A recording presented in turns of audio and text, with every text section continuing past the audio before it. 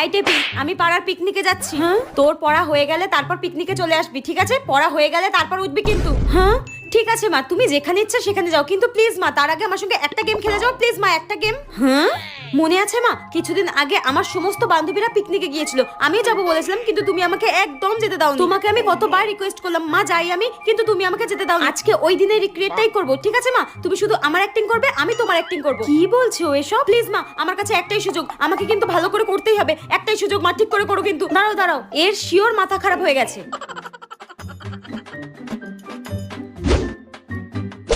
নাও মা স্টার্ট। মা পিকনিকে যাব, টাকা দাও। মা পিকনিকে যাব। মা শুনতে পাচ্ছি আমি, কানে কালা নই। আর একবার যদি কোথাও যাওয়ার কথা বলেছিস কথা দিয়ে। এই মোনা, তুই আমার সঙ্গে এটা কি ভাষায় কথা বলছিস? তুই এসব কি বলছিস? তোর মেরে মুখ ভেঙে দেবো আমি। এই দেখো তোমার মেয়ের কি অবনতি হয়েছে, কি ভাষায় কথা বলছে আমার সঙ্গে। তোকে আজকে মেরে